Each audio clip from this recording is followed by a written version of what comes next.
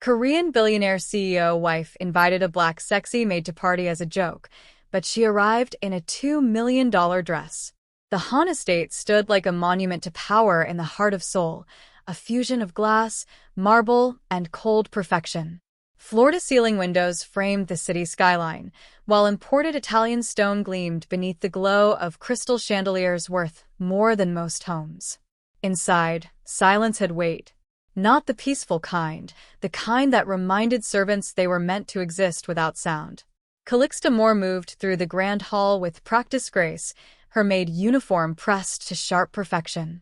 Her hands, steady and precise, adjusted the placement of a silver tray on the 12-foot dining table.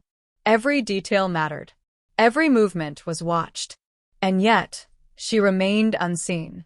Guests flowed into the mansion like perfume and diamonds. Women draped in couture whispered behind jeweled hands. Men in tailored suits laughed too loudly, their voices echoing with inherited confidence rather than earned worth. No one acknowledged the maid. Not when she poured champagne. Not when she replaced linens. Not when she stepped aside to let privilege pass. From the sweeping marble staircase, Yoon Era, the CEO's wife, observed the room like a queen surveying her court. Her beauty was flawless, sculpted by the finest clinics and maintained by relentless vanity. But her eyes, sharp, restless, searched for entertainment. And then they landed on Calixta. A slow smile curved her lips. "Who is she?" one guest asked, noticing Era's gaze. Era tilted her head slightly. "The new maid," she replied. "Quiet, efficient, invisible." Her friends chuckled. One of them leaned closer, lowering her voice. "You always find such interesting staff." Era's smile sharpened. Boredom was the enemy of the wealthy. And, tonight, she was starving for amusement. Across the hall, Calixta felt the weight of their stares. She did not look up. She did not react. She simply continued polishing a crystal glass, her expression serene. But inside, she counted every whisper, every smirk, every assumption. Era descended the staircase slowly, ensuring all eyes followed her. The room parted instinctively, wealth recognizing authority. She stopped beside Calixta. The contrast was deliberate, silk against cotton, diamonds against simplicity. "You," Era said lightly, as if addressing an object. "What is your name?" Calixta placed the glass down before answering. "Calixta, madam." Her voice was calm, educated, controlled. Era noticed. It irritated her. "Calixta," Era repeated, tasting the name. "Tell me, have you ever attended a charity gala?" A few nearby guests turned, sensing the brewing spectacle. Calixta met Era's gaze for the first time. Her eyes were steady, not submissive, not defiant. Simply present. "No, madam." Era's lips curved. How tragic. Everyone deserves to experience refinement at least once in their life. Soft laughter bubbled among her friends.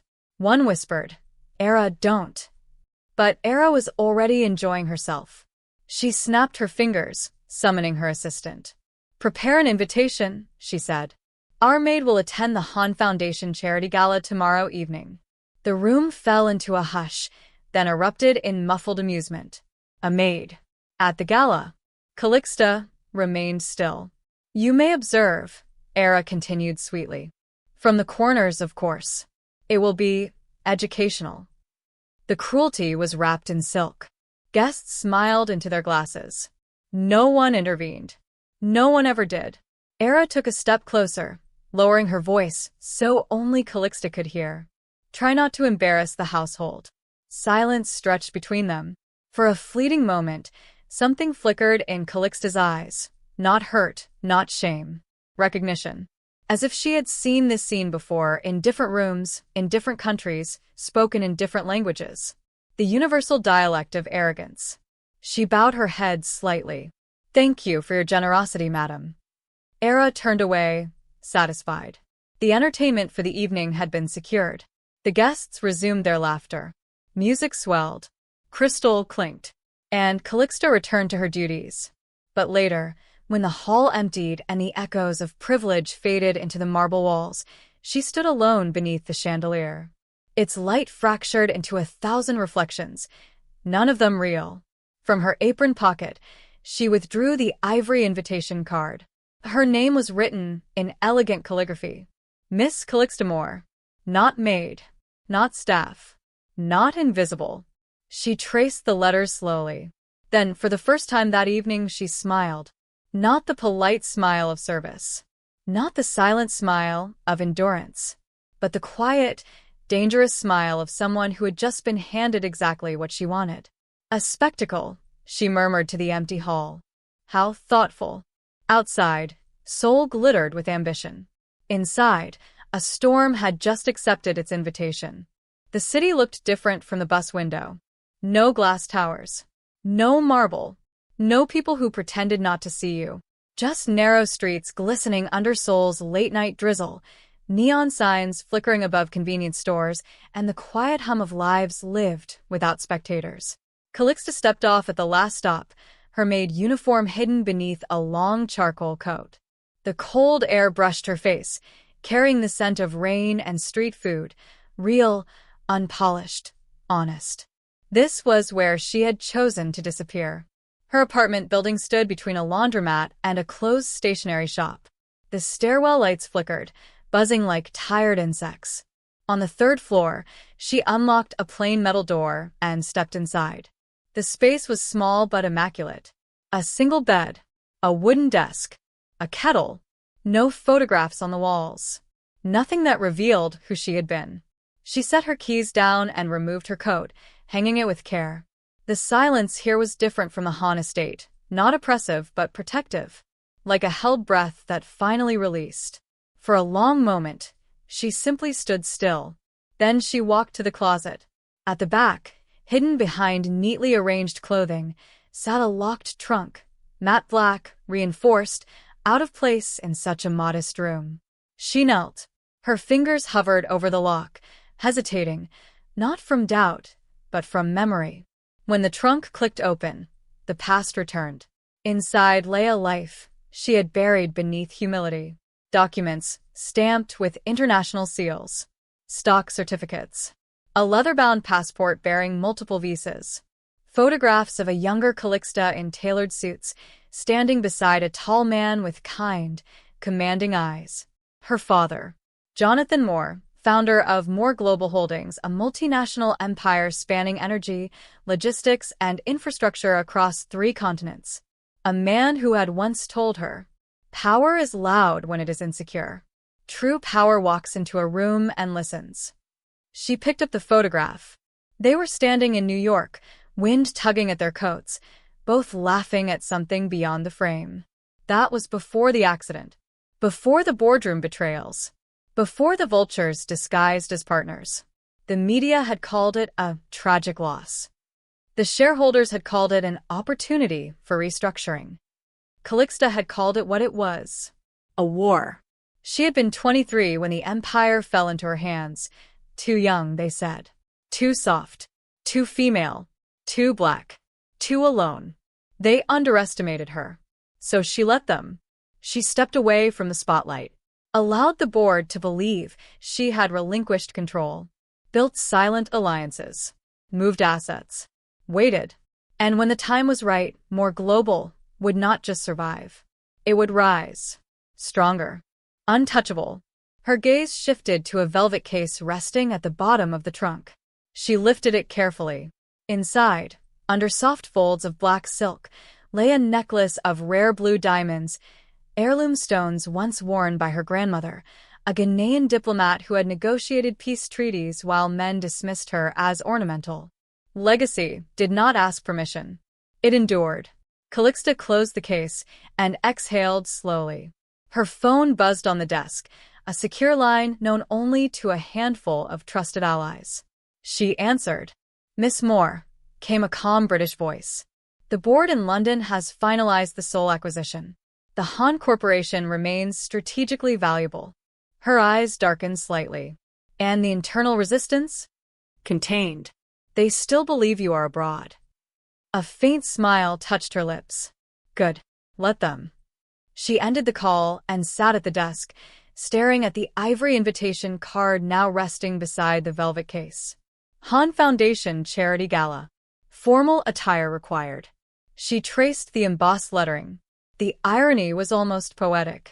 The household that treated her as invisible belonged to the very corporation standing between more global and its final foothold in East Asia. And the woman who mocked her? Merely collateral. Calixta rose and moved to the mirror. For months, she had studied herself in fragments, a reflection in polished silver, a glimpse in elevator doors, the faceless shape of a servant moving through wealth. Tonight, she looked fully. Not the maid, not the exile, the heir. They wanted a spectacle, she murmured, her voice steady. They will witness a revelation. Rain tapped softly against the window, as if applauding a decision long delayed. She opened the velvet case once more, letting the diamonds catch the dim light. Blue fire shimmered across the walls, quiet, controlled, powerful. A storm contained in silk and stone. Tomorrow night, Seoul's elite would meet Calixta Moore. Not the maid they overlooked, not the woman they dismissed, but the force they never saw coming. And in the reflection of the diamonds, her eyes held a promise. Not revenge born of anger, but justice delivered with precision. Dawn broke over Seoul like brushed gold, its light slipping between skyscrapers and settling on a quiet side street in Cheongdam-dong, the district where wealth did not shout. It whispered. Behind a discreet glass facade, a private atelier prepared for a client whose name was never spoken aloud, only written, encrypted, confirmed through channels reserved for royalty and those who moved like it. Inside, the air smelled faintly of silk, steam, and precision. Mannequins stood like silent witnesses, draped in unfinished masterpieces. Rolls of rare fabrics rested in climate-controlled cases. The hum of careful craftsmanship filled the room, scissors gliding, needles whispering through thread, irons releasing soft sighs of heat. At the center stood Madame Eloise Laurent, a legend in haute couture. Her designs had graced queens, diplomats, and women who understood that clothing was not decoration, it was language. And today she waited. The glass door opened. Calixta stepped inside. Not as a maid. Not yet as an heiress. But as a woman reclaiming her presence. She wore a simple black dress, her posture regal, without effort. No entourage. No announcement. Only quiet authority. Madame Laurent studied her the way a sculptor studies marble, seeing the form within. "Miss Moore," she said, her French accent soft but precise. "You have your father's stillness." Calixta inclined her head.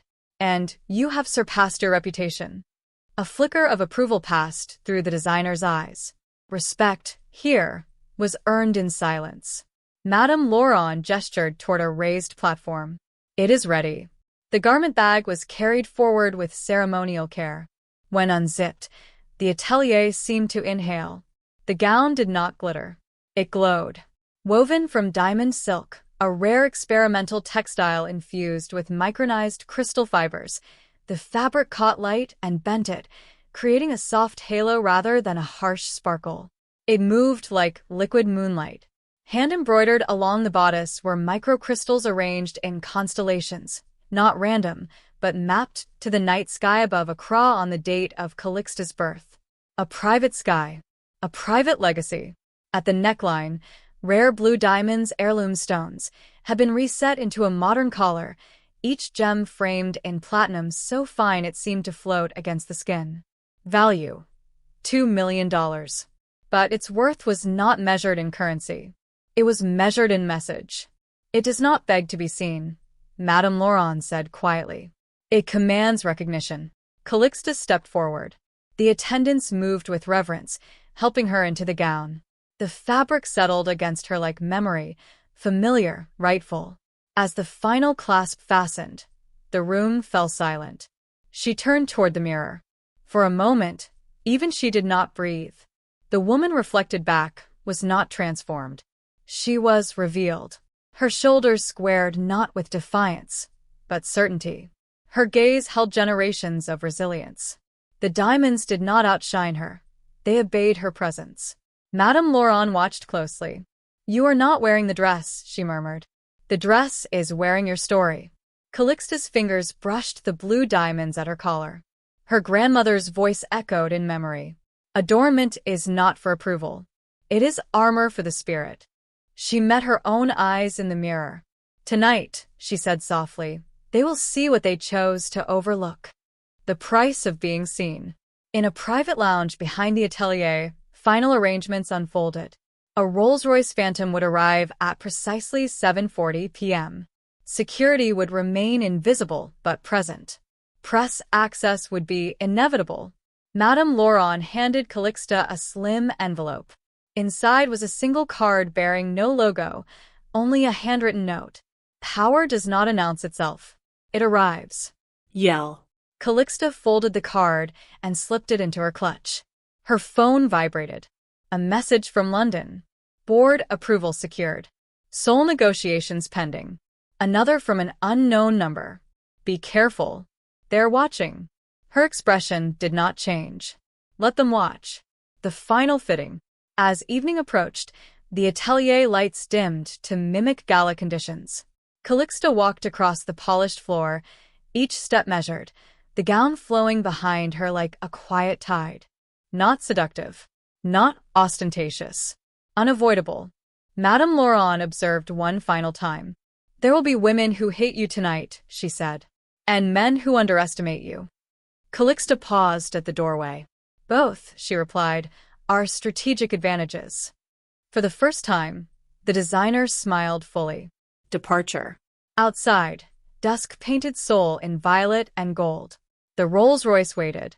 When Calixta stepped out of the atelier, passers-by slowed, without understanding why. Some glanced twice. Others felt only the faint disturbance of witnessing someone entirely certain of her place in the world. She entered the car. The door closed with a soft, final sound, like the sealing of fate. As the vehicle pulled into traffic, city lights streaked across the windows like shooting stars. Ahead lay the gala. Behind lay anonymity. And between them sat a woman in a $2 million dress, not seeking validation, not seeking revenge, seeking alignment. Tonight, the invisible would become undeniable. And Seoul would remember the moment it failed to recognize a queen when she walked among them as a maid. Night fell over Seoul like velvet. The skyline glittered, a constellation of ambition reflected in glass towers and the slow-moving ribbon of the Han River. At the center of it all stood the Seoul Imperial Grand Hotel, its facade illuminated in gold, a monument to wealth and legacy. Tonight, it hosted the Han Foundation Charity Gala, the most exclusive event of the season. Inside, crystal chandeliers cascaded from ceilings painted with modern murals. A live orchestra played a restrained symphony. Champagne flowed like a promise few could afford. Outside, the red carpet pulsed with camera flashes. Luxury cars arrived in a steady procession, Bentleys, Maybachs, custom Rolls-Royces, each disgorging Seoul's elite in couture and calculated smiles. Names were announced. Titles emphasized. Net worths whispered. And then, a Rolls-Royce Phantom glided to a stop. No announcement followed. The driver stepped out, moving with quiet precision, and opened the rear door. For a heartbeat, nothing happened. Then Calixta emerged. The world did not stop. But it hesitated. Her gown caught the light not with glitter, but with presence, a soft radiance that made every other sparkle seem desperate. The diamond silk flowed like liquid starlight, the constellation embroidery shifting with each step, as if the night sky itself had chosen to follow her. Conversations faltered. Cameras turned. Whispers ignited. "Who is she? Is that royalty? I've never seen her before. That necklace, those are real blue diamonds." Photographers, sensing significance without context, began shooting relentlessly.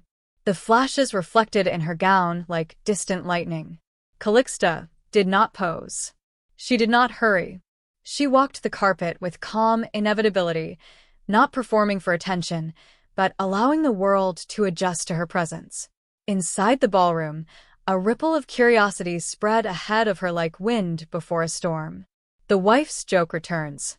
At the center of the room, Era stood surrounded by admirers, her champagne glass poised between manicured fingers. Her gown, a custom European design, had been chosen to dominate the evening. Until now. A guest leaned toward her, voice tight with intrigue. Era, do you know who just arrived? She turned, expecting another heiress, another rival to dismiss. Instead, she saw Calixta. The glass in her hand froze midair. The maid. The invisible girl from her hallway. But the woman entering the ballroom was no servant. She moved with the quiet authority of someone accustomed to being watched, not judged. The gown whispered wealth beyond comprehension. The diamonds at her throat glowed with old power, not borrowed luxury. Era's pulse stumbled. No. Impossible. Her friends stared, confusion replacing their earlier amusement. Is that? One began. Era's smile returned, brittle, practiced. Coincidence, she said. Some social climber with good tailoring. But doubt crept into her voice like a crack in porcelain. The ballroom reacts. Calixta entered the ballroom. Sound dimmed, not literally but perceptibly, as attention shifted toward her. Conversations fragmented. Eyes tracked her movement. She paused briefly near a floral arrangement, allowing the room to settle into its curiosity. A seasoned investor murmured to his wife. That dress alone could fund a hospital wing. Nearby, a fashion editor whispered urgently into her phone. Find out who she is. Now. Social media posts began appearing within seconds. Mystery woman steals the Han Gala. Unknown heiress? Royal guest. The orchestra faltered for half a beat before recovering. Power had entered the room unannounced. A husband's first glance. From across the ballroom, Han's Seo-jun observed. As CEO, he had mastered the art of reading rooms, tracking alliances, ambitions, weaknesses. Wealth did not impress him. Beauty did not distract him. But presence demanded analysis. He watched the way people adjusted their posture as she passed. The unconscious respect. The curiosity edged with unease. He turned to an aide. Who is she? The aide checked the guest registry. Confusion followed. She's not listed, sir. Seo-jun's gaze sharpened. No one entered this room by accident.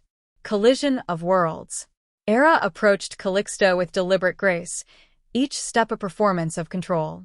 Guests leaned closer, sensing the collision. Era's smile gleamed. You seem lost, she said sweetly. This event is invitation only. Calixta met her gaze calmly. Yes, she replied. I was invited. A flicker of recognition and fear passed through Era's eyes. She lowered her voice. This is not amusing. No, Calixta agreed softly. It isn't. The surrounding guests pretended not to listen. No one succeeded. The room begins to understand. Before Era could respond, an elderly socialite approached, peering closely at Calixta's necklace. Her eyes widened. Those stones, they belonged to Ambassador Moore of Ghana. The name traveled through the air like electricity. More. Era's breath caught. Seo-jun, across the room, heard it. Investors exchanged glances. Phones buzzed again. Recognition had not fully formed, but it was coming. A storm in silk. Calixta offered a polite nod to the socialite and moved past Era, leaving behind a vacuum of composure. The orchestra swelled. The gala resumed. But nothing was the same. Era stood frozen, her reflection fractured in a dozen champagne glasses. The joke she had orchestrated had returned as something else, something she could not control, could not dismiss, could not erase. Across the room, Seo-jun continued to watch. Not with suspicion. With interest. Because for the first time that evening he sensed it. This woman had not come to be seen. She had come to change the room. Closing beat. As Calixta stepped onto the balcony overlooking Seoul's glittering skyline, the city lights mirrored the constellations stitched into her gown. Below, traffic flowed like veins of light. Behind her, whispers turned into questions. And questions inevitably into truth. She rested her hands lightly on the railing, the cool night air brushing her skin. Let them wonder, she murmured. Inside, The gala continued. But the balance of power had already begun to shift. The balcony doors whispered shut behind Calixta, muting the orchestra to a distant murmur. Outside, the night air was cool, carrying the faint scent of rain and the electric hum of soul far below. For the first time that evening, she was alone. Or so she thought.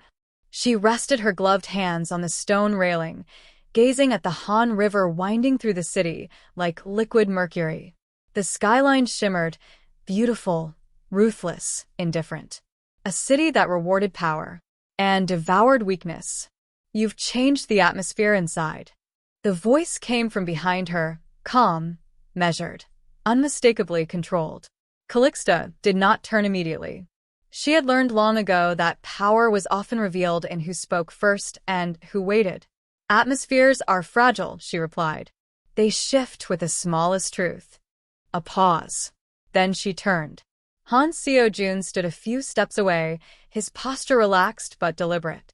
His tuxedo was tailored to perfection, yet he wore it without vanity. His expression was composed, but his eyes, sharp and observant, missed nothing. Up close, he did not look like a man accustomed to being impressed. He looked like a man accustomed to being obeyed. For a moment, they simply regarded one another, two people who understood rooms, hierarchies, and the cost of underestimation. The man who sees patterns. Seo-jun had spent his life reading signals, stock fluctuations, competitor movements, the subtle tremor in a partner's voice before betrayal. The woman before him did not fit any pattern. She carried herself like old money, not the loud, insecure kind, but the quiet certainty of generational power. Yet she had been in his home, unnoticed, moving through corridors like a ghost. He spoke first. You work in my house. It was not a question. Calixta's gaze did not waver. Yes. And tonight, he continued, you arrive as someone the guest list failed to anticipate. A faint smile touched her lips. Lists often reflect assumptions rather than reality. Seo-jun studied her more closely. No apology. No nervousness. No attempt to impress. Only precision. The truth between words. Inside, the orchestra swelled into a waltz. Laughter rose and fell beyond the glass doors.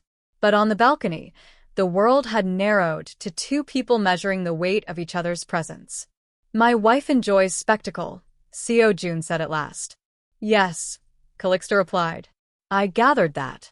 His jaw tightened, not in anger, but recognition. He had seen Era's cruelty before. He had ignored it before. Tonight, it stood before him in silk and diamonds. You accepted her invitation, he said. Of course. Why?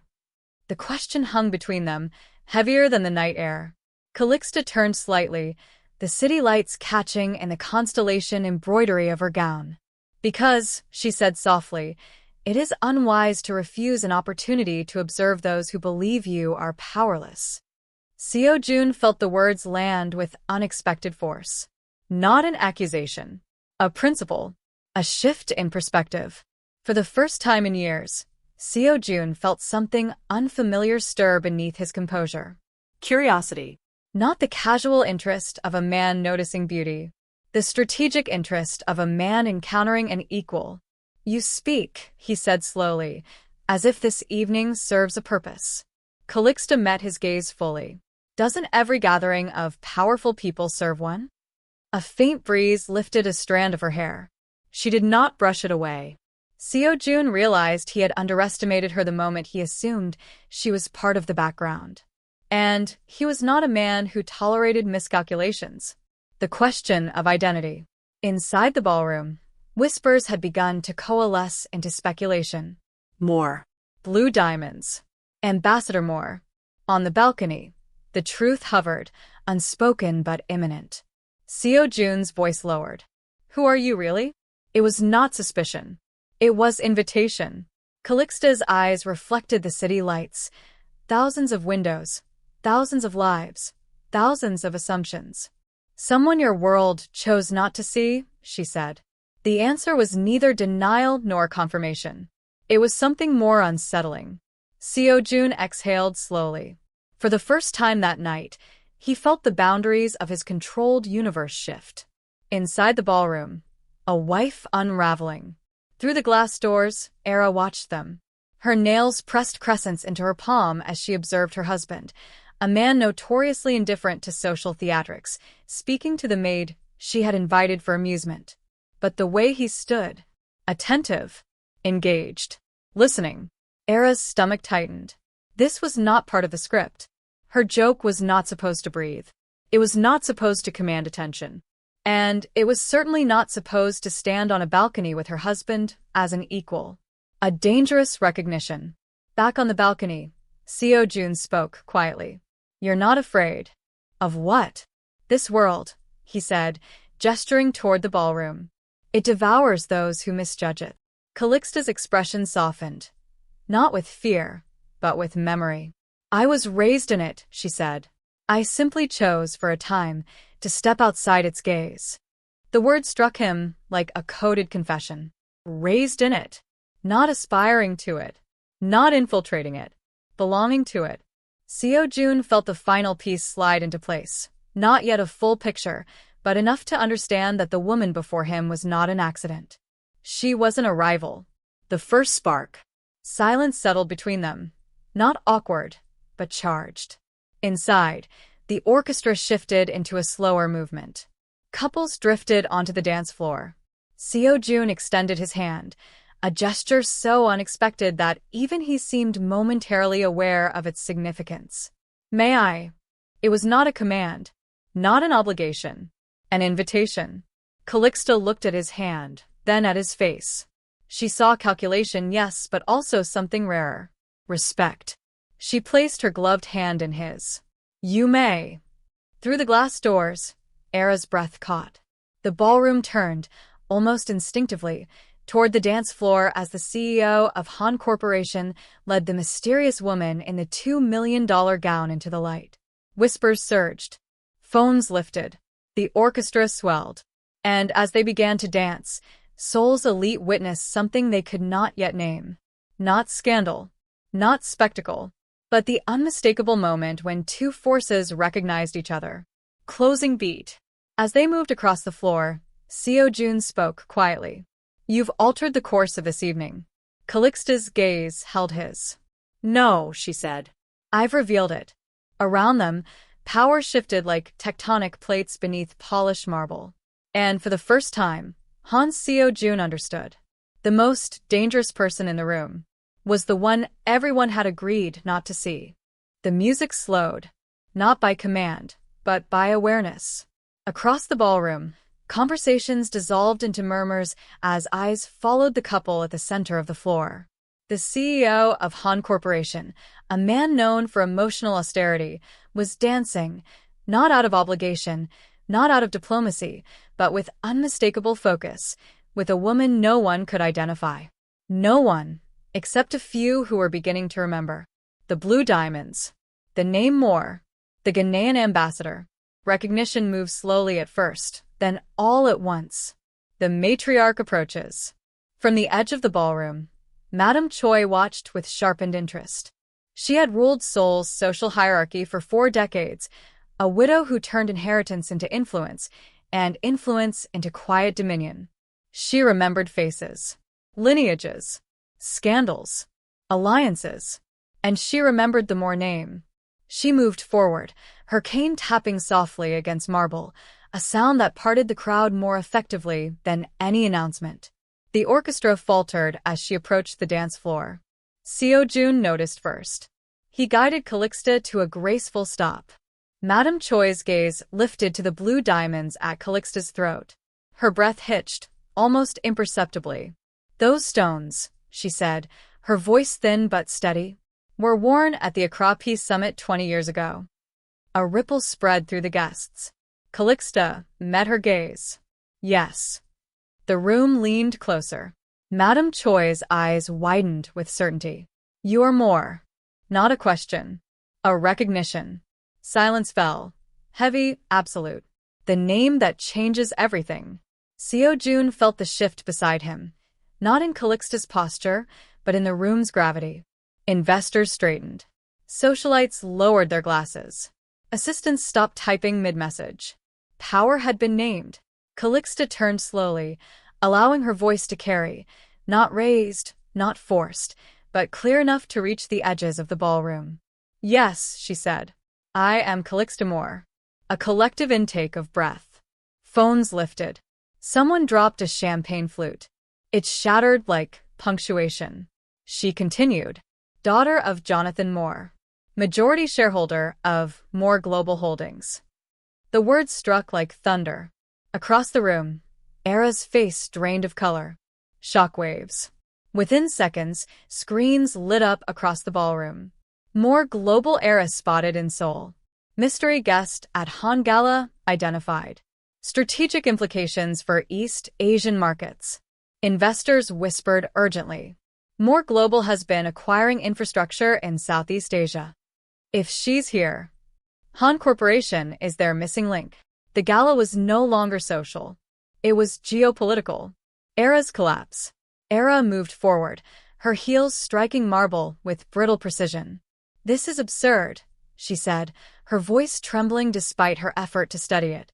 "You expect us to believe that a maid in my home is—" She stopped, because even as she spoke, the room had already chosen its truth.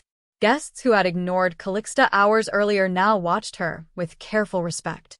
Some even bowed their heads slightly, a reflex reserved for power recognized too late. Era's voice faltered. "Why?" she demanded, turning to Calixta. "Why would you humiliate me like this?" Calixta's expression remained calm. "You invited me," she said. "I accepted." The simplicity of the answer landed harder than any insult. A husband's realization. Seo-jun looked at Calixta, truly looked. Not as a guest. Not as an employee. But as the strategic force his competitors had whispered about for months. The invisible acquisitions. The silent consolidations. The rumors of a more resurgence. And she had been in his home. Observing. Listening. Understanding. A slow, reluctant admiration settled beneath his composure. "You chose proximity," he said quietly. "Proximity reveals truth," she replied. The elite recalculate. Across the ballroom, alliances shifted in real time. A venture capitalist who had dismissed More Global last quarter now whispered to his assistant to arrange a meeting. A fashion editor deleted a draft headline mocking the mystery guest and replaced it with the woman who rewrote the gala. Madame Choi inclined her head, not deeply, but enough to acknowledge equal standing. "Seoul welcomes you, Miss Moore," she said. It was not warmth. It was recognition. The public humbling. Era's composure finally cracked. She looked around the room, at the guests who once mirrored her laughter, now avoiding her eyes. At the women who had followed her lead, now adjusting their posture toward Calixta. Status was a fragile illusion, and hers was dissolving. "She was staff," Era whispered, as if saying it aloud might restore order. "She cleaned my floors." Calixta met her gaze, not with cruelty, but with clarity. "And you never saw me." The words echoed, not just for Era, for everyone. The strategic announcement. A member of the press, emboldened by the unfolding drama, stepped forward. "Miss Moore, are you in Seoul for business?" The room stilled again. Calixta did not glance at Seo-jun, but she felt his attention sharpen. "Yes," she said.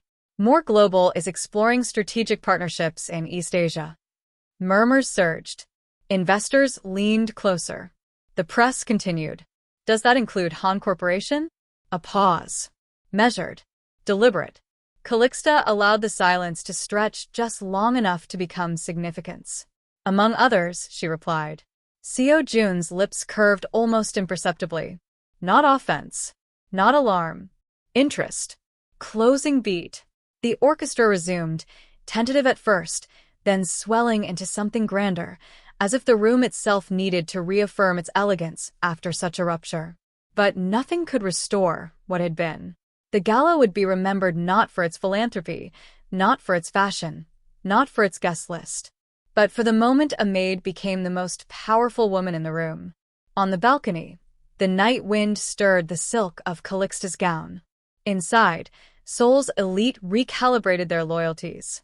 And somewhere beneath the glitter and the whispers, a new reality settled into place. Power does not announce itself. It reveals who is blind enough to ignore it. Morning arrived over Seoul in muted silver. News did not wait for sunlight. By dawn, every major financial network, fashion outlet, and global news platform carried the same image. Calixta Moore, standing beneath crystal chandeliers in a constellation-embroidered gown, her expression calm as a roomful of elites realized they had misjudged her. Headlines spread like wildfire. Hidden heiress shakes Seoul high society. More global returns to Asia. Han Corporation linked to strategic talks. The Maid who was a billionaire. But the last headline faded quickly. Because Calixta Moore had never been a maid. She had been a witness. The city reacts. In cafes across Gangnam, analysts replayed footage of the gala on tablets. At Moore Global's London headquarters, stock values surged before markets even opened. In boardrooms from Singapore to Dubai, executives asked the same question. If Moore Global partners with Han Corporation, who survives the shift? Power was not a moment. It was momentum. Era's morning. At the Han estate, silence returned, but it no longer belonged to discipline. It belonged to consequence. Yoon Era sat at the breakfast table, untouched tea cooling beside her. The television across the room replayed the gala footage on a loop. Calixta's name. Calixta's face. Calixta's composure. Era muted the screen, but the image remained. Servants moved quietly around her, their eyes lowered. Not from obedience. From knowledge. The hierarchy had changed. Her phone buzzed relentlessly. Where were you? Is this true? Why didn't you tell us? We need to discuss your judgment. Not sympathy. Assessment. Status was currency. And hers was crashing. The CEO's office. High above the city, in an office of glass and steel, Han Seo-jun stood overlooking Seoul. The skyline no longer felt immutable. It felt negotiable. Behind him, the doors opened. Calixta entered. No gown today. No diamonds. She wore a tailored charcoal suit, precise, elegant, unassailable. If the gala had been revelation, this was confirmation. Seo-jun gestured toward the seating area. Coffee, he asked. Black, she replied. No pleasantries. No performance. Two strategists meeting where emotion would only interfere. The conversation that reshapes markets. A digital screen displayed market projections, acquisition maps, and overlapping zones of influence across East Asia. Seo-jun spoke first. You could have approached Han Corporation directly. Calixta accepted the coffee. Direct approaches invite defensive reactions, she said. Observation invites truth. He nodded once. Accurate. On the screen, shipping routes lit up, Moore Global's infrastructure network intersecting with Han Corporation's logistics empire. Separate, they were powerful. Combined, they were untouchable. A partnership, Seo-jun said, would redraw regional control. A merger of strategic divisions, Calixta corrected. Not ownership. Alignment. He studied her. Not conquest. Not submission. Balance. The unspoken understanding. Silence settled, not empty, but full of recognition. Seo-jun realized that for the first time in years, he was negotiating with someone who did not need him. And therefore, someone he could trust. You enter my home as staff, he said. Not for deception, but for evaluation. Yes. And my conclusion, he asked. Calixta met his gaze. That you are not your wife. The truth was neither cruel nor kind. It was precise. Seo-jun exhaled slowly. Era's last attempt. The office doors opened without announcement. Era entered. Her composure was immaculate. Makeup flawless, posture perfect, but her eyes betrayed a sleepless night. She looked from Seo-jun to Calixta, the air thick with everything she could not undo. You planned this, Era said. Calixta did not rise to the accusation. No, she replied. You invited it. Era's breath hitched. You embarrassed me. In front of everyone. No, Calixta said gently.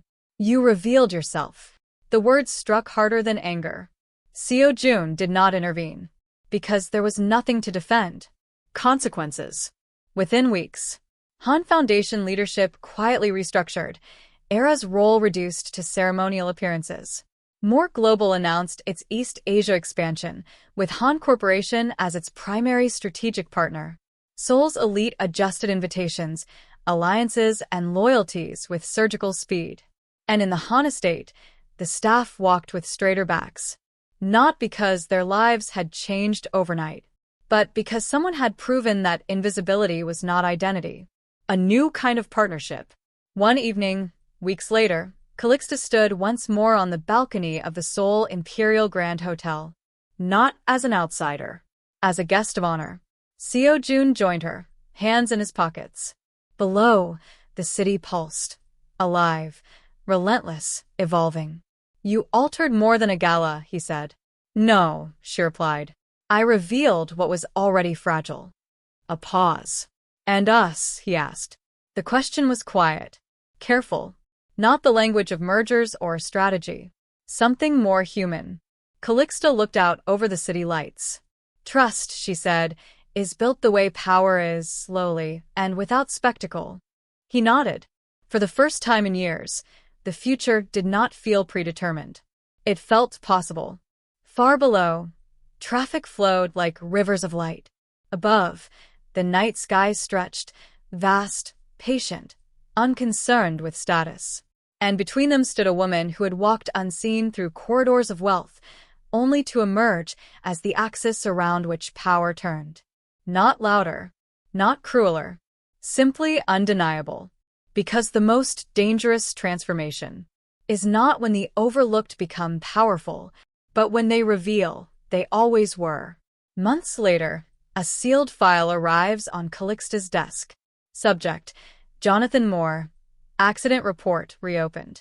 Someone had lied, and the past was not finished.